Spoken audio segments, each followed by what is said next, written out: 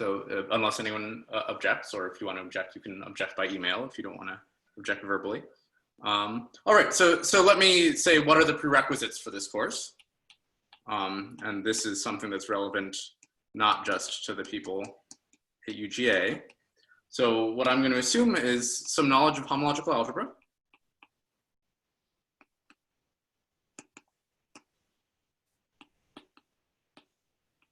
And in particular, I'm going to assume you at least have some familiarity with abelian categories.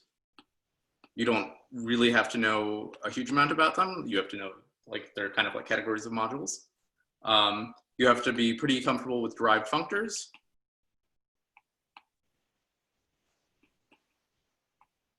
And you at least should have seen in your life a spectral sequence.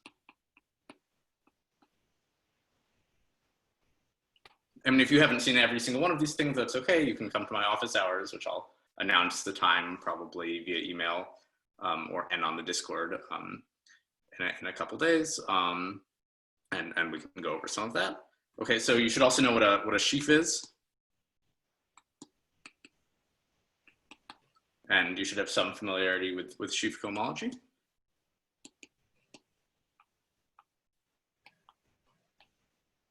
Okay, and you should know what a scheme is. So in particular, almost all of this is covered in Hartshorne chapters 2 and 3.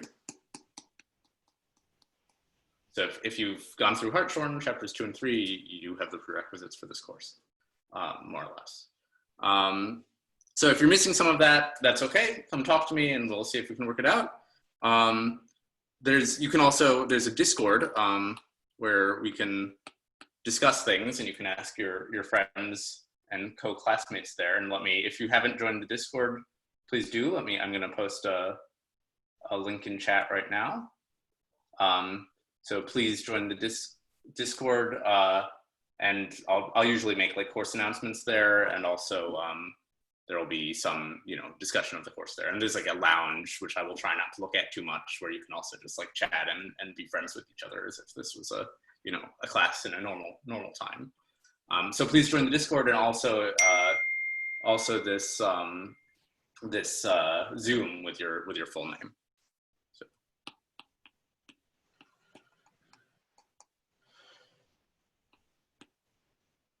Okay, are there any questions about the Discord or about the prerequisites for this course? So again, feel free to just raise your hand, or raise your hand using the buttons under the list of participants, or just unmute yourself to ask. All right. And if not, then we'll just go ahead with the mathematics. So let me start with maybe the basic question. So this course is about Étale Cohomology and the Weil conjectures. So what is Étale Cohomology? So before that, can you give us a rough outline of the topics you plan to cover? Oh, sure. Yeah, that's a great idea. In fact, that was what I was supposed to do next, and then I skipped that part of my notes. Okay, so what are the goals of this course? So goal 1 is to cover the basics of Étale Cohomology.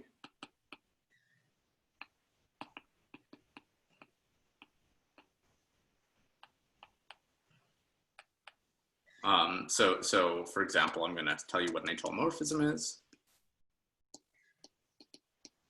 Hopefully you've seen that before. I'll tell you about Grothendieck topologies, which are a generalization of the notion of a topological space, and in particular the Étale topology. Then we'll more or less for free, once we have that, we'll have a definition of Étale cohomology, and then the basic theorems. We'll also be computing it in some cases. We have to know some things. So the main computation in this course will be Étale cohomology of curves, which is surprisingly non-trivial. And then there will be some comparison theorems to usual singular cohomology. Okay, so that'll be the first half of the course, and this will more or less follow Milne. So Milne has 2 books on Étale Cohomology, and we're going to be loosely following lectures on Étale Cohomology. He also has a book that's just called Étale Cohomology, which covers a lot more, and it's very good. And that's something you should also consider using as a reference for the course. And then I'm also going to supplement this with stuff from Friedrich Kiel. And yeah. Okay, so then once we do that, we're going to prove the Weil conjectures. And if there's time, I actually want to give more than one proof of the Weil conjectures.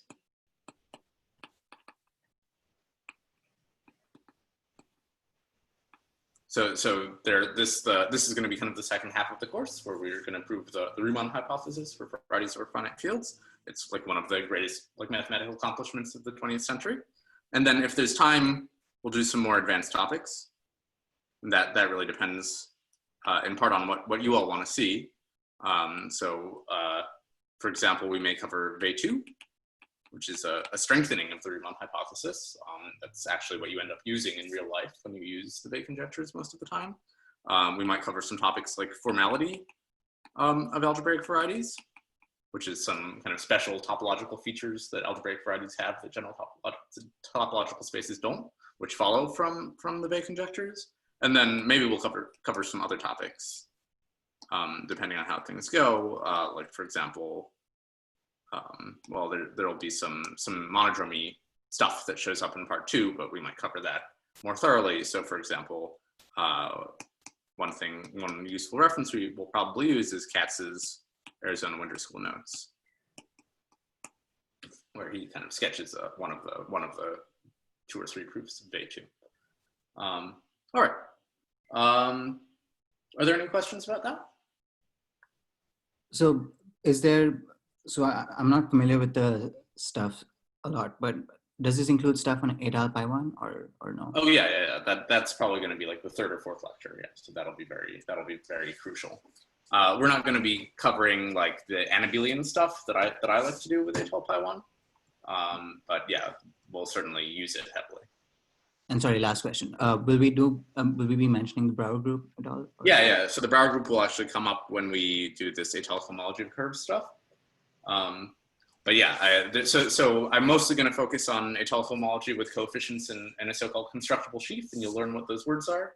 But in order to do computations, you have to relate those objects to much more classical things like the Brauer group or coherent cohomology and that kind of thing. So all the sort of classical algebraic geometry that you know how to interpret in terms of H1s and H2s and Pi1s and so on is actually going to show up and be really important. So it may look like a lot of this is kind of formal nonsense, but in fact, in the end, you have to do some work in real life. You know, there's a principle called conservation of work. You can't just make a bunch of definitions and then get what you want for free. And that work is going to be like, involve some actual algebraic geometry and some actual arithmetic geometry. So part of the reason I wanted to teach this course is it's an opportunity to talk about all those cool topics. All right. Are there any other questions about the goals of the course? So I do want to say, this is going to be a fairly fast-paced course. If we're going to cover all this stuff, we're not going to prove literally every major theorem in Étale Cohomology. I'm going to black box a few things, but like I am going to expect that if you're registered for the course, that you're like doing the work to follow along a little bit. And I know it's like a lot's going on right now. So, if you feel like you're falling behind, talk to me and we'll figure something out. So, I'll have frequent office hours where we can discuss this stuff. All right. Are there any other questions before I move on?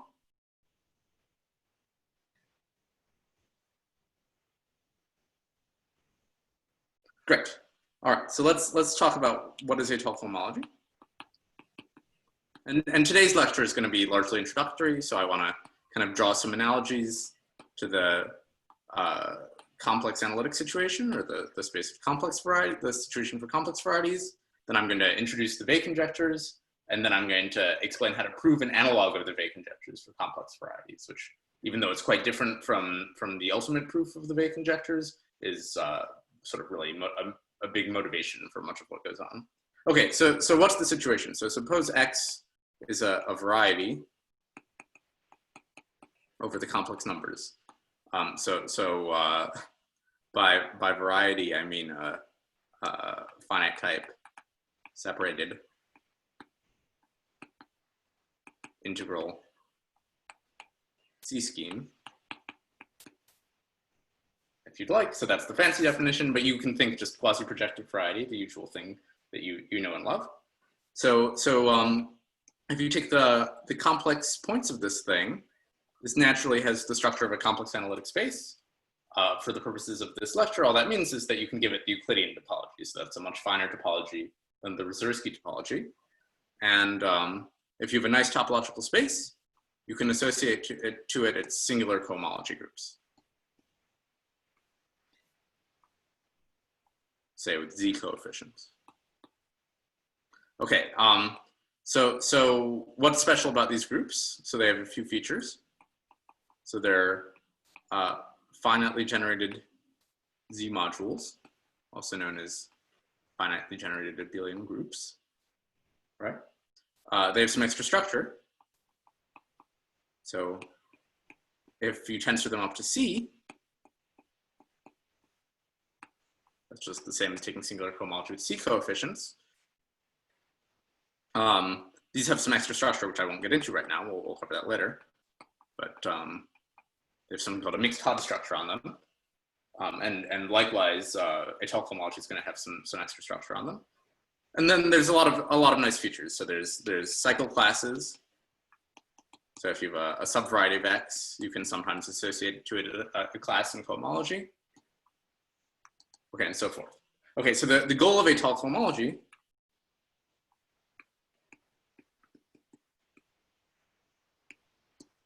is to do a similar thing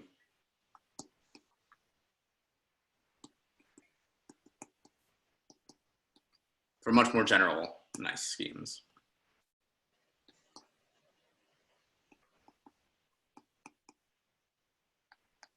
Okay, so maybe it's worth noting, I mean, some of these properties are actually fairly special to complex varieties. So for example, the fact that cohomology of a complex variety is a finitely generated abelian group, that's not true for a random topological space. Like that's a special feature of complex varieties. And similarly, Étale Cohomology will only behave well for reasonably nice schemes. It won't behave well for arbitrary schemes. So for example, here's the sort of situation. So to X a nice scheme, and I'll be more precise about that more precise about that in a minute. Nice scheme, you can associate some groups. So HI of X étale with, for example, Z mod L to the N Z coefficients. Okay. Taking the inverse limit over all N, you get something which is not quite Étale Cohomology. It's called Étale Cohomology, and it's a genuinely different object. So you get something with ZL coefficients. So here, this is the Étalic integers.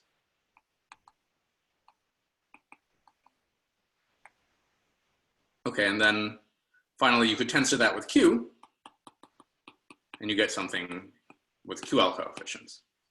Okay, and then there's also other things you can do. You can do things like take cohomology with coefficients in a twisted coefficient system.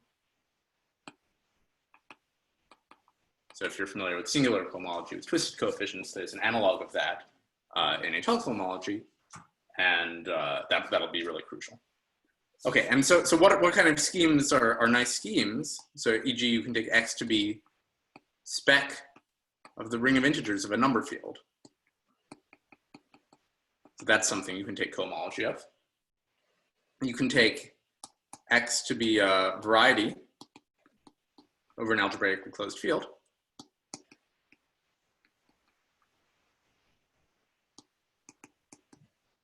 So that'll be the kind of typical situation. So this is most analogous to the situation over C. Or you can also, for example, take X to be a variety over a non-algebraically closed field.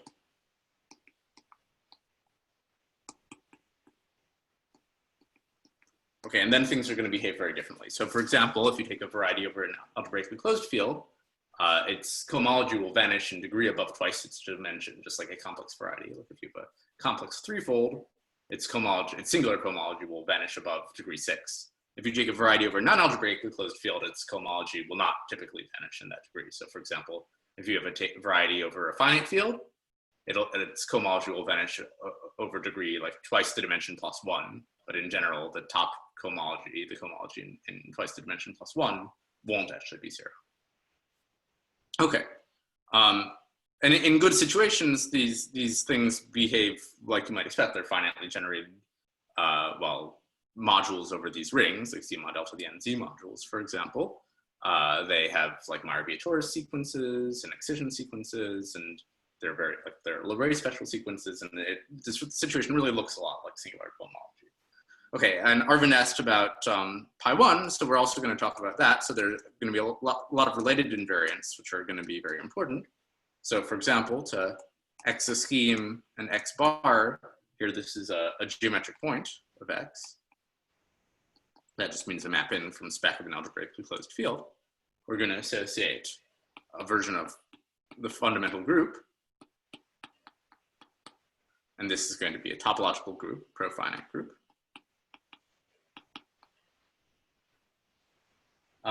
Okay, and so we'll probably cover that in the 3rd or 4th lecture. And then in general, there are more invariants, which are kind of beyond the scope of this course.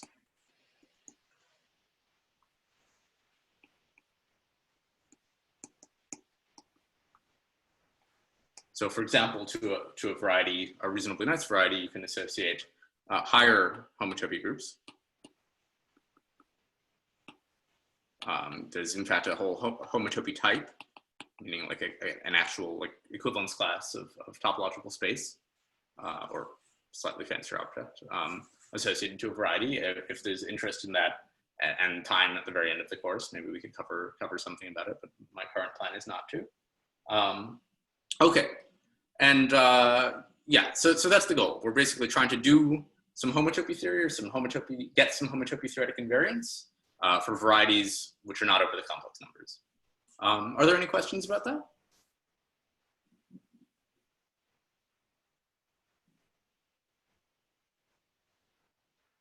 Okay, so I want to talk a little bit about the historical motivation and how this situation actually, in some sense, really differs from the complex numbers.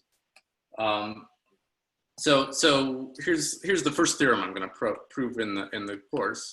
So this cohomology theory has to be kind of weird.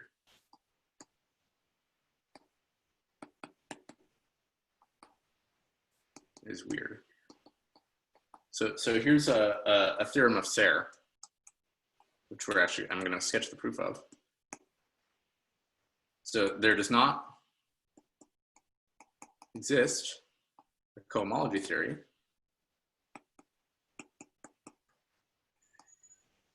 for schemes over F Q bar with the following properties.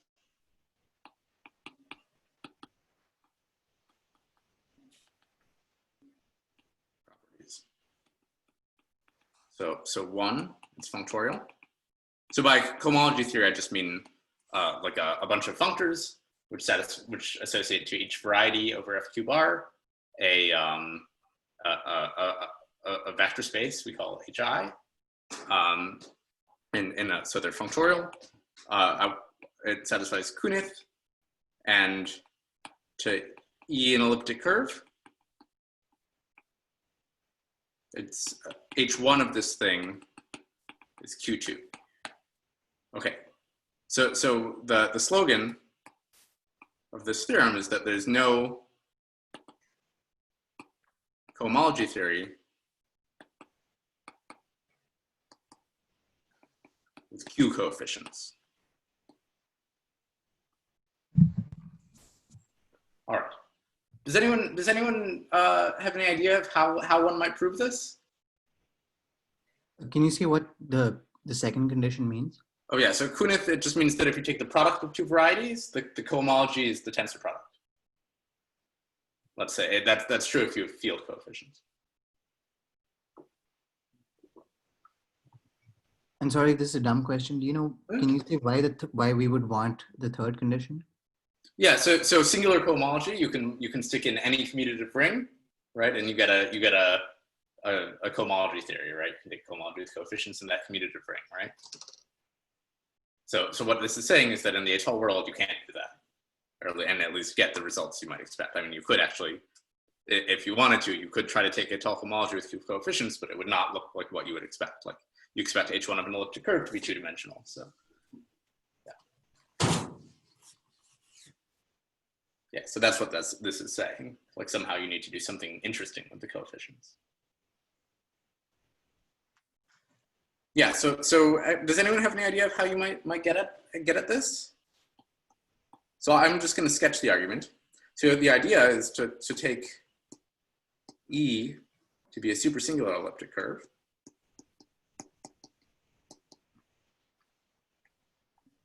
Then the endomorphism algebra of E tensored with Q is a quaternion algebra.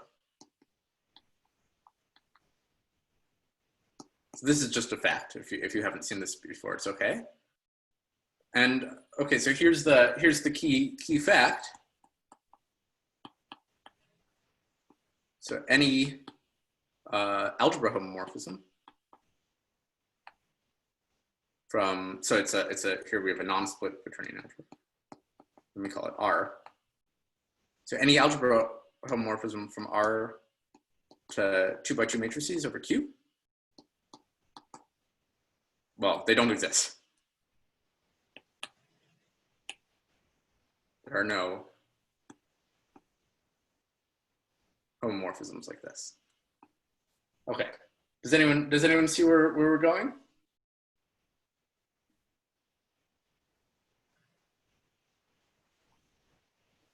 So the exercise, which you should try to do when you get home, is that functoriality plus Kunev implies that the action of the endomorphism algebra on E gives you a action of end E, meaning so the content here is that it's additive on H1 of E. Okay, and what is an action on a two-dimensional vector space? It's an algebra homomorphism to 2x2 matrices over Q. Okay, and that's a contradiction. Okay. So I have a question. Yeah, go ahead. So what? So how about if it's a trivial homomorphism from? I mean, how about if the action is trivial? So an algebra homomorphism has to send 1 to 1. So it can't be trivial. Okay. Yeah, that's a good question.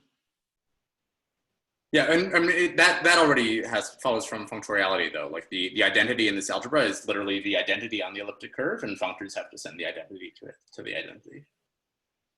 Yeah, so somehow the content here, which you have to unwind from Kunev, is that if you take the sum of two endomorphisms, they act via their sum on H1 of the elliptic curve. Yeah. Okay, and in fact, so in fact, here's also an exercise you should try to do is prove the same thing for QP coefficients, where here where here P divides the characteristic of your ground field. Okay, and the proof is more or less the same. You just have to know what quaternion algebras show up here. All right, so that's something you should try to do, and if you don't see what to do, you should come to office hours and ask about it. Okay, so what that tells us is that, I mean, I gave you this list of possible coefficients up here, like Z mod L to the NZ and ZL and QL, and it says we're at least forced to use some kind of funky coefficients like that. We can't use Z or Q. All right, so now I want to talk about the historical motivation. So, and also the motivation for kind of the capstone of this course. So I want to explain what the Weil conjectures are. All right, so before I do that, are there any questions on what we've done so far?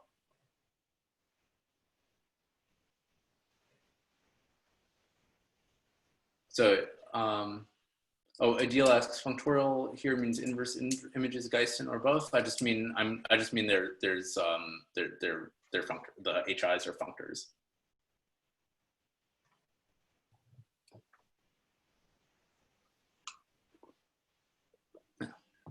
And Mencelos should read the Frobenius somewhere. So I sorry, that might have been a while ago. I think I missed maybe. Yeah, so sorry about that. Has your question been answered, Mencelos, or do you want me to ask it again? Okay, great. Okay, so now I want to tell you what other Weil conjectures are and what the goal of this course is, namely to prove them. So and I'm also going to try to motivate them a little bit. So suppose X is a variety over a finite field FQ. And again, that's a geometrically integral finite type separated FQ scheme. Maybe I'll write that out. Although very little of this will actually be relevant to the Weil conjectures.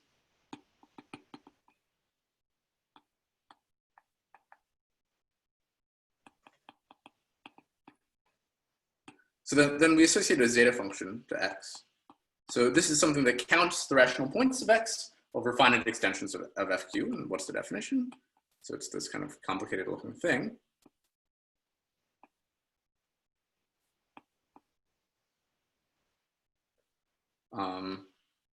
We take the number of rational points of X over FQ to the N divided by N times T to the N. Okay, so this is kind of weird. Like I think the first time you see this, it looks a little funky. So maybe let me make some remarks. So first of all, why do we have this exponential business? So at least one reason is that if you take ddt log of the zeta function, this is a generating function, like a usual generating function for the number of rational points. So why is that? When you take the log, it gets rid of the exponential, and then when you take ddt, this n in the exponent here gets rid of this n in the denominator. Great. So the slogan you should keep in mind is that the locations of the zeros and poles of a meromorphic function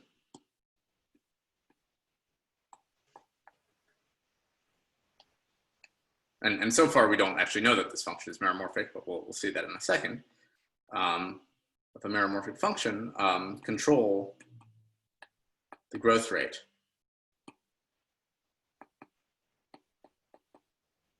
of the coefficients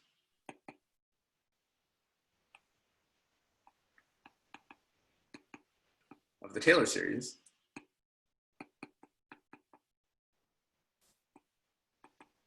of its logarithmic derivative.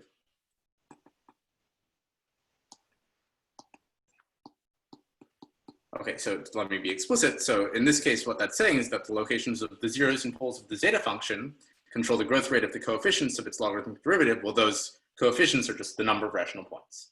So that's saying that we've invented a function where the locations of its zeros and poles control the number of rational points of X over finite extensions of FQ. So an exercise you should try to do is make the slogan precise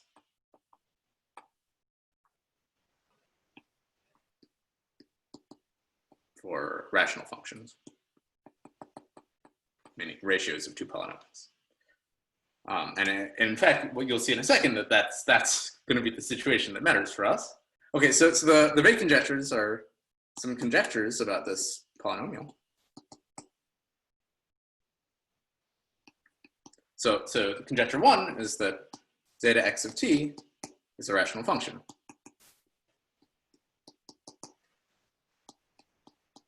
So it's a ratio of two polynomials. Okay. Conjecture two is that, well, it kind of deserves the name of a zeta function. So if it's a zeta function, it had better have a functional equation. So suppose x is smooth and proper of dimension n, So then let me write down the form of the functional equation. Then zeta x of q to the minus n, that's the dimension, t inverse, is equal to plus or minus q to the n e over 2. I'll say what capital E is in a second. T to the e times the usual zeta function. Okay, and what is E here? So E here is supposed to be the Euler characteristic. Okay, and that's something we don't know how to make sense of yet, and that's something that I don't think we know a priori yet how to define for varieties over finite fields. So maybe part of the conjectures are to make sense of that. Okay, so part 3 is that all roots and poles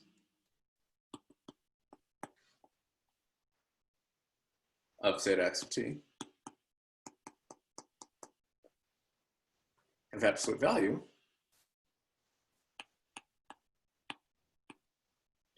q to the I over 2. So here q is the size of fq, the field we're over, and here I is an integer. All right. So this is what people call the Riemann hypothesis. This is the functional equation. And this is supposed to be true without any assumptions on x. It's just an arbitrary variety. Okay, and then finally, returning to the case of x smooth and proper,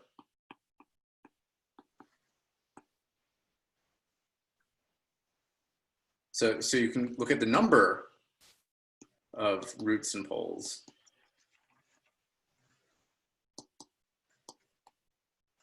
with absolute value q to the minus I over 2. Then this number is supposed to equal the ith Betti number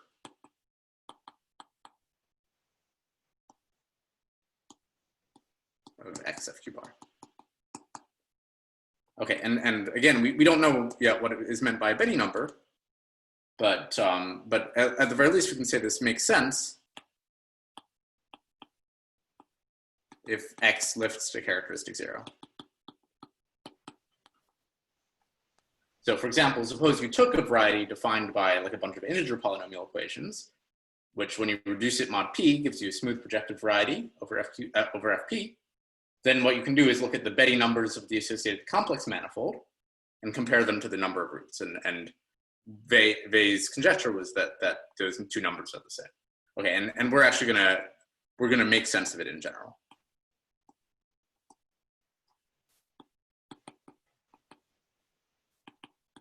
By taking kind of Betti numbers to be the dimensions of certain Étale cohomology groups. Okay, so historically, and these conjectures are all theorems. So the proof one was by Dwork using kind of p-adic methods. So it was actually quite different from the eventual Étale cohomology proof. But in Étale cohomology, I mean, what is the content of this?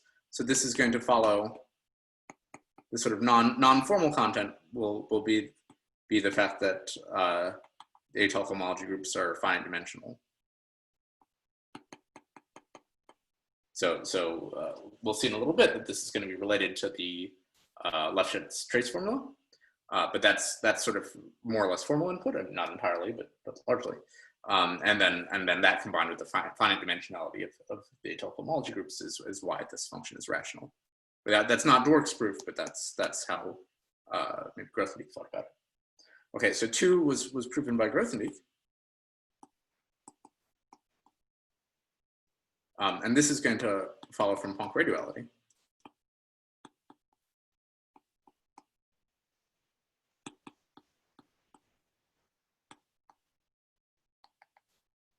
Or some version of Poincare duality, at least. Okay. And then 3 and 4 are due to Deligne. And I think the first proof I want to give of the Weil conjectures will be quite close to Deligne's original proof, which I think is not always how these things are done, but I like the proof, and I think we'll learn a lot from it. All right. Great. So I want to spend, I guess we have 35 more minutes today. So maybe I'll pause and ask, are there any questions? And then after that, we'll talk a little bit about the Weil conjectures for curves, and then also an analog for compact complex varieties.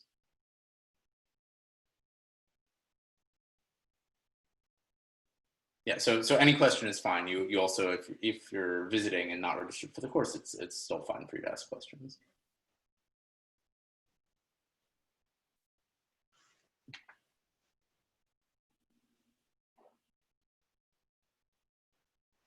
All right, so I want to first of all explain the Euler product for these zeta functions, because I think it's kind of fun. So let's try to just play around with the zeta function a little bit. I think it's worth becoming friends with it. So first of all, what's the definition? It's just the exponential of this funny generating series.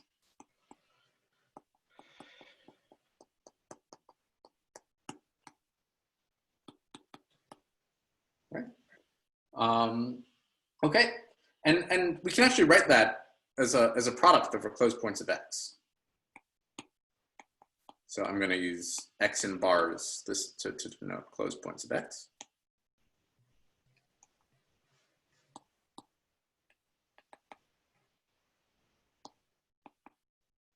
And I claim that this is just equal to the sum of t to the degree x plus t to the 2 degree x over 2 plus, and so on, so t to the 3 degree x over 3, and so on and so forth. So does anyone see why this is?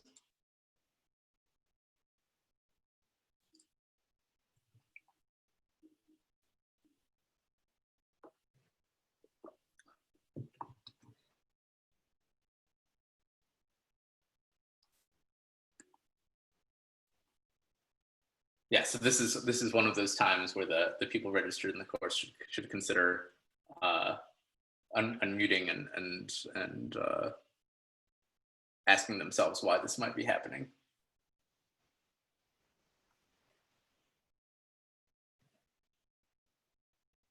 All right, let's think about it. So the definition.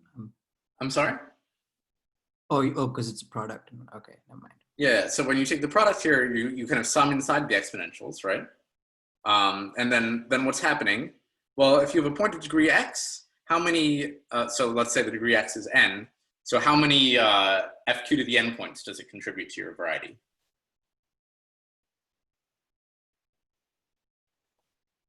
In other words, I'm asking how many maps are there from spec of fq to the n to spec of fq to the n over spec of fq? So let's. N. I'm sorry? N. Yeah, n, exactly. It's the Geller group of fq to the n over fq. So there's n. Okay, so that means we contribute n, but here we have a division by n. So that means we contribute, 1 to this sum. So that's why here we're dividing by 1. Okay, so it's an exercise to check that that's what's happening in general. Okay, so check this as an exercise if you haven't done it before. Okay, so that this interior sum has another description. Does anyone see a way to rewrite it?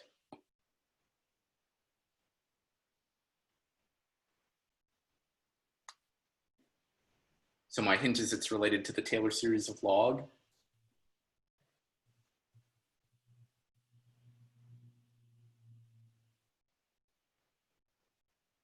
Is it like log of 1 minus t to the degree x, or like t to the degree x minus 1? I think it's minus that. So I think it's minus log of 1 minus 2 to the degree x.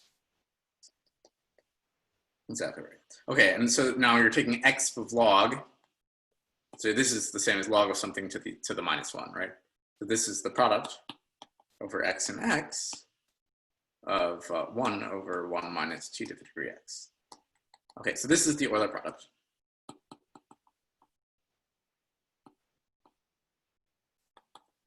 Okay, so that's a very simple description of the zeta function. So let's actually keep going a little bit.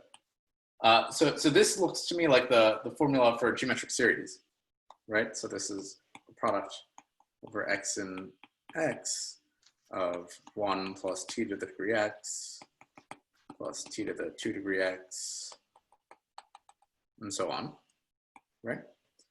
And what happens if we multiply out this product? So I claim that we can actually write this product as a sum.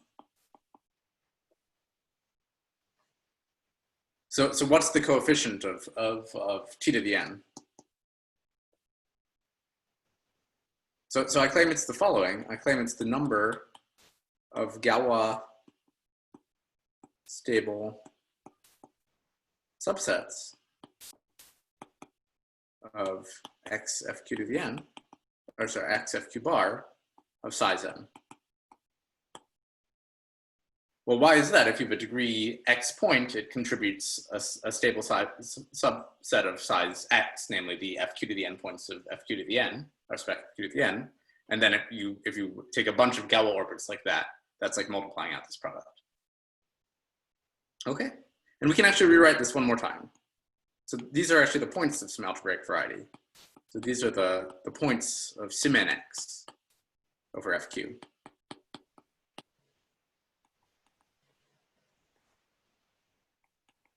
So here, what is sim n x? It's x to the n divided by the action of the symmetric group.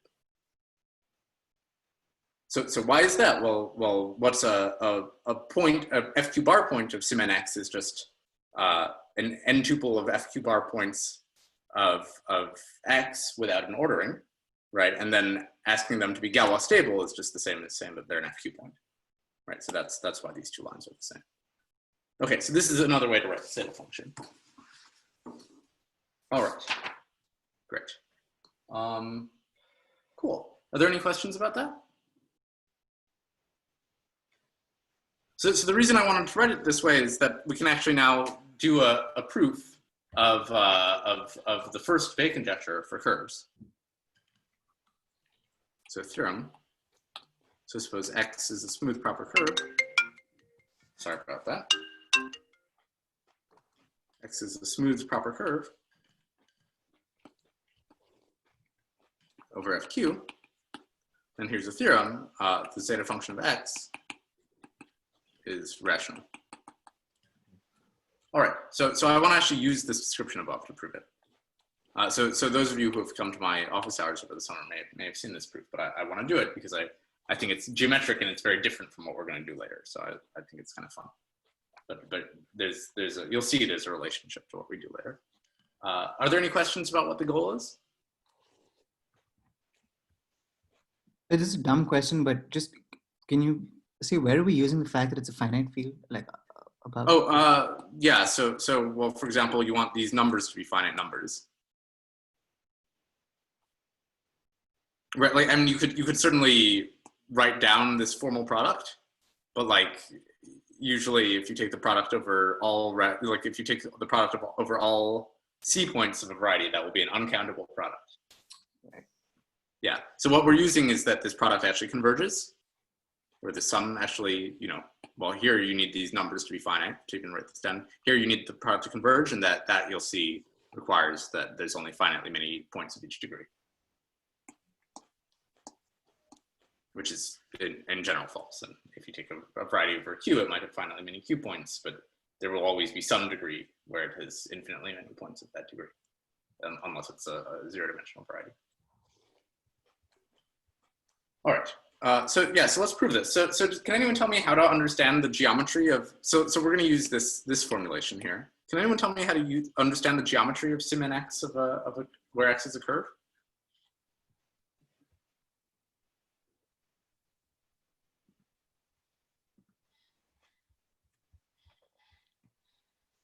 So I claim there's a map from sim n x to just the set of degree n line bundles on x. And what does this map do? It sends a divisor d, so here that a divisor is just an n tuple of points, to the line bundle O of d. Okay? Do you all agree with this? Mm-hmm. Yep. Yeah, great. So what are the fibers of this map? So what's the fiber over a line bundle O of d? So it's the set of divisors D, so D prime, so that O of D prime is isomorphic to O of D, right? Does that set have another name?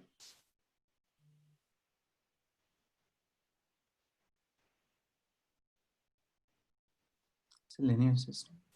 Yeah, it's a linear system. So another way of saying that is it's the projective space of the global sections of X of O of D. Okay, so what is the expected dimension of this space?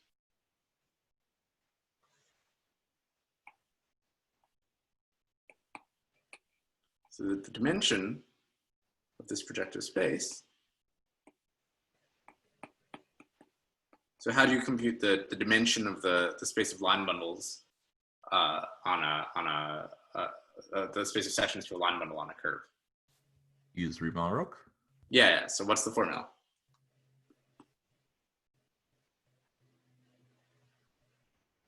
So like genus plus degree minus 1. Yeah. So it's genus plus the degree. Well, there's also a correction term, right? But sorry. So I think I think that's not quite right. So I think it's the degree of D, right? Maybe plus 1 minus G, but then there's a correction term. Yeah, it's plus H0 of the Well, canonical so this is minus D. H0, right? Yeah, but then it's minus the dimension of H0 of the canonical minus D, or rather Yeah, so H1 I'll of. write that as H1. Uh-huh. Yeah, so the dimension of H1 of X of D. Okay, and then here, because we're taking the projective space, that subtracts 1 from the dimension, right? So let me erase that one. Okay. Great. So okay, we're going to need one more fact. So I claim that if D is big, if the degree of D is big,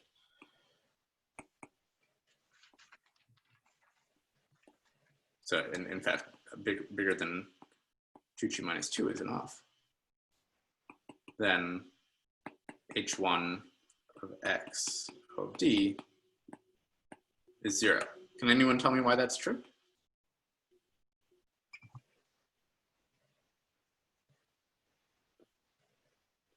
I mean, that's the degree of the canonical bundle. Yeah, so can you say a little bit more? So why does that imply H1 is 0? Is it ample? So the canonical of a curve is not always ample, right? What if it was Sorry. people? Haha. Or what if it was an elliptic curve? Yeah, so I think what you're getting at is that this is the degree of, this is the same as the dimension, so it's dual to H0 of X O of K minus D, right? And then this has negative degree. So if you have a line bundle of negative degree, it can't have sections, right? Great. So if you don't see why that's true, you should make sure you know why that's true. Okay, so what that says is that that the fibers. So what have we proven so far? So the fibers of this map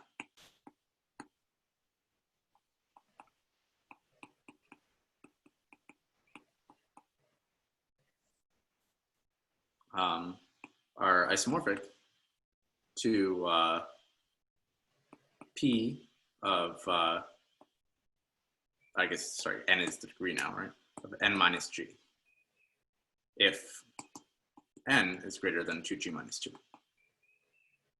All right.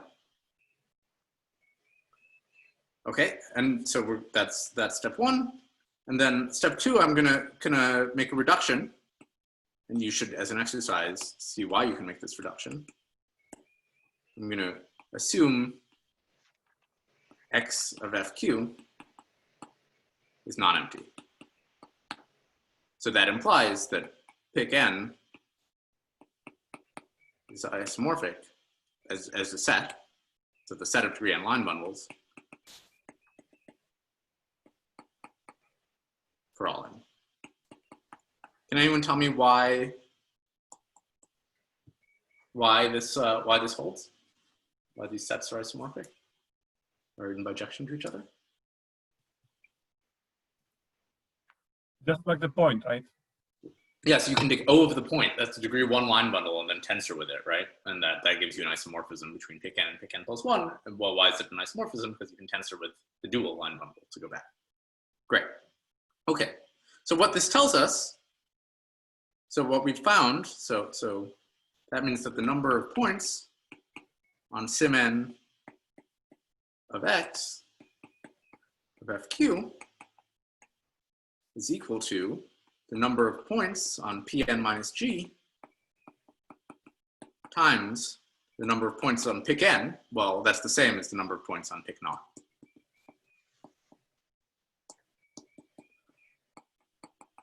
And this is true for all n bigger than 2g minus 2.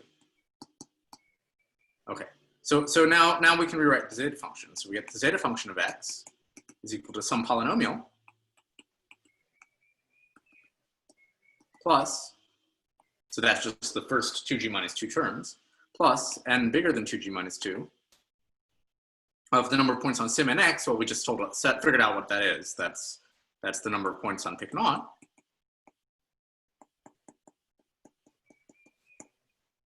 times the number of points on Pn minus G. So how many points are there on Pn minus G?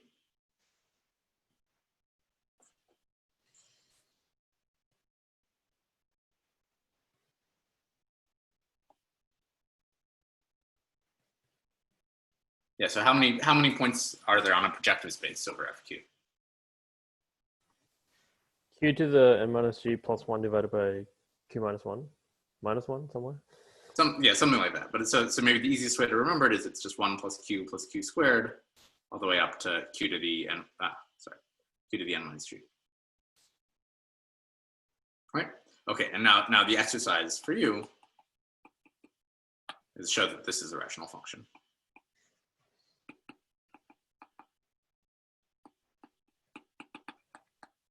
Okay, and if like Makoto, you just use the formula for a geometric series, you'll see that this is not too hard.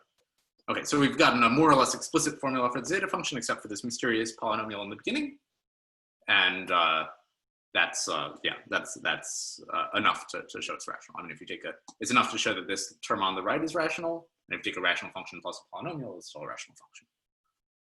Okay, so now. Daniel, I think you want your t to the n in that second term. Oh yeah, sorry. The sum up there. Yeah, you're absolutely right.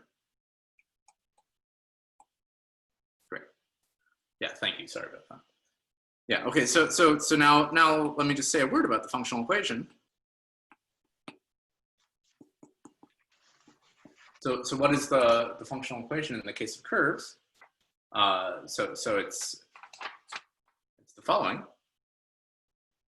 So the zeta x of q inverse t inverse is going to equal plus or minus, and you'll have to figure out what that is, q to the 2 minus 2g over 2 times t to the 2 minus 2g times zeta x of t. Okay, and the proof, I'm also going to leave as an exercise. But does anyone have a guess as to where it comes from? If we use this formalism in terms of symmetric powers? Does it come from Serre duality? Yeah, it's going to come from Serre duality. So in other words, you're going to have to get enough control on this polynomial by writing it as you know, the counting sections to some line bundles to show that it has some kind of symmetry, and that symmetry is going to come from Serre duality. Okay, and this is of all the exercises I've done today, this is the one I want you to do the most. But so I really do encourage you to do this, and if you have trouble, you know, come to office hours, which I think will be this coming Wednesday. I'll send out an email about it.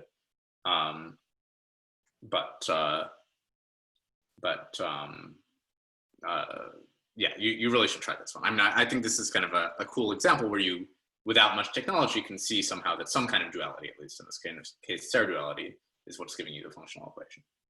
Okay, so that was a very non-cohomological argument. So we're going to do the Riemann hypothesis for curves later in the course, and then the Riemann hypothesis for all varieties. But now I want to kind of sketch at least what the idea is of the proof of rationality of the zeta function with Étale cohomology. So now here's the theorem, and this is the theorem of Dwork. So suppose x over fq is any variety, then the zeta function is a rational function. And I think the idea of the proof I'm going to sketch now, which we'll make precise over the course of this semester, it was already known to Weil when he made the conjecture. So if you look at his original paper, there's some hints of it, although he doesn't really make it explicit. But the idea is to use some kind of Leftschetz fixed point formula. So this is a sketch of the proof that's due to Grothendieck, not the proof due to Dwork. So the idea is that we're going to take the Frobenius map from X to X. Okay, and I'm being intentionally vague about which Frobenius map. There's a lot of Frobenius maps floating around. There's like a relative Frobenius and an absolute Frobenius and a geometric and arithmetic Frobenius, and I won't be precise yet. But the idea is to realize the rational points of X as the fixed points of Frobenius on X FQ bar. And then in general, the points, the FQ to the n points are the fixed points of Frobenius to the n. And then we're going to use the Leftschetz fixed point formula.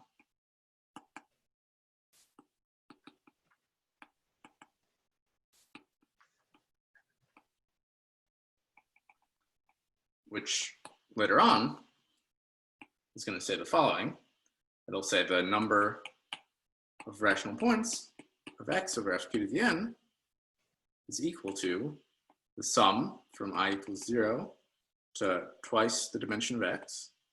So those are the degrees in which X is supposed to have cohomology of -1 to the I times the trace of Frobenius to the n on something that I haven't really alluded to, the compactly supported cohomology of X over FQ bar with QL coefficients. So a lot of this course is going to be devoted to making sense of what these words mean. And here we're going to have to assume that L is not equal to the characteristic of FQ. Okay, and then once we have this formula, what's the fundamental lemma? So the lemma is that if V is a finite dimensional vector space,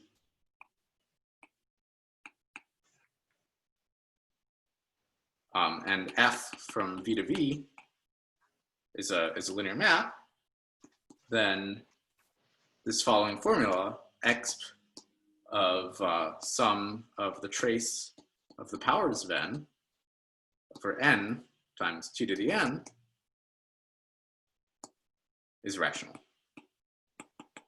Okay, so hopefully this formula looks like the zeta function if you rewrite it in terms of this Leftschetz fixed point formula. So are there any questions about why the lemma should imply the theorem?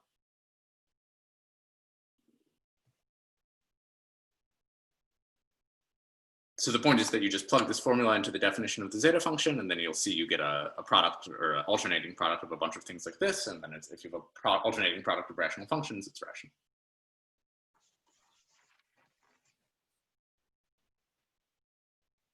All right, are there any questions about that? Sorry, what do you mean by an alternating product?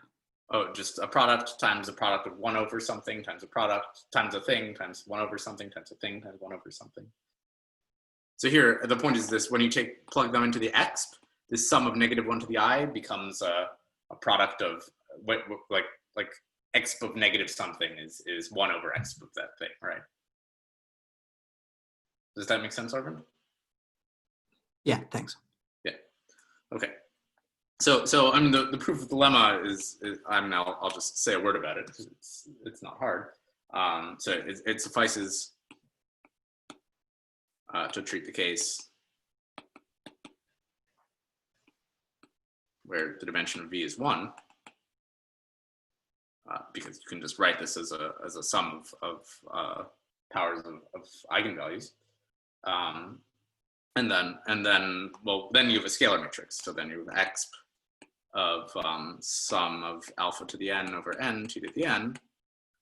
Well, this is just exp of negative log of 1 minus alpha t, which is 1 over 1 minus alpha t, which is rational. Okay, so what was the key input? So we've now proven rationality of zeta functions subject to two things. So one, well, we need this Leftschetz fixed point formula that I wrote up here, and we so far we don't even know what these words mean or what these symbols mean. But two, I mean, this lemma really relies on the finite dimensionality of these vector spaces, or also these vector spaces. So we need finite dimensionality of Étale Cohomology groups. Okay, so that's the real geometric input. Okay, so as an exercise, so like before with the case of curves, you should try to figure out how Poincare duality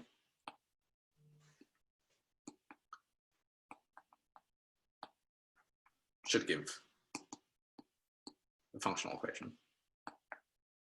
Okay, and my hint is just to try this lemma on a vector space which has a bilinear form, and where this f scales the bilinear form. So it preserves it up to scalar.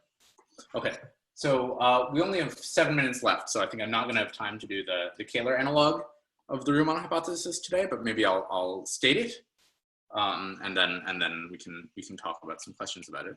So the final kind of motivation I want to give you for the rest of the course is this theorem of Serre. So suppose X is a smooth projective variety over the complex numbers.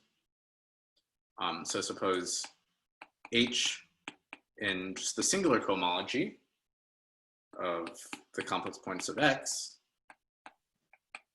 is a hyperplane class. So you can think of this as like the cohomology class corresponding to the intersection of with a generic hyperplane, or if you want, the first Chern class of an ample line bundle. Now suppose F, here this is all set up here. So suppose F from X to X is an endomorphism such that the pullback of this hyperplane class is equal to Q times the hyperplane class, where here Q is some positive integer. Okay, then I'm going to make the following definition. So this is the Leftschetz number of X. It's just what you get from the Leftschetz fixed point formula. So it's the alternating sum of -1 to the I times the trace of F star to the N, acting on the ith cohomology of X with, say, Q coefficients. And now from this we can define a zeta function. Sorry, I'm defining so much stuff. So this is going to be the exponential of the sum from n equals 1 to infinity of these Leftschetz numbers times t to the n. Okay, then the theorem is that the zeta function satisfies the Riemann hypothesis. And I'll be precise about what I mean by that. So I mean all the zeros and poles are half integer powers of q, where it's this q. So an equivalent formulation, which is what I'll actually prove next time, is that the eigenvalues of F acting on HI, well, maybe I'll put a C here, all have absolute value, Q to the I over 2. Okay, so the proof of this theorem in the end is going to look quite different from the proof, Deline's proof of the Riemann hypothesis, but it still, I think, really motivates it and also motivates a lot of conjectures in kind of the theory of, in cycle theory, like the standard conjectures.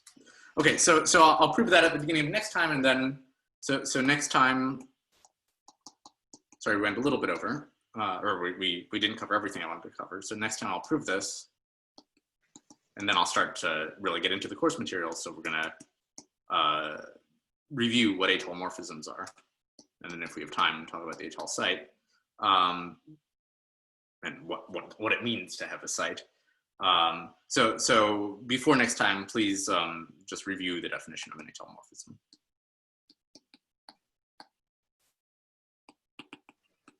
And I'd suggest looking at the relevant chapter in Milne or the Stacks Project or Harsh, or any of those sources are going to be fine. All right, so we have, I think, 3 minutes left. Are there any questions? You gonna post the export of the notebook to Discord or something? Oh yeah, I can post this, sure, and I'll also post the recording. Awesome. Any other questions?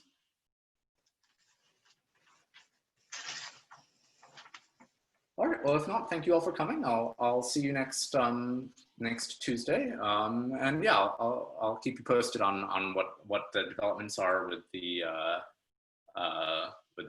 in-person aspects of the class and so on. Yeah. Thank you all for coming.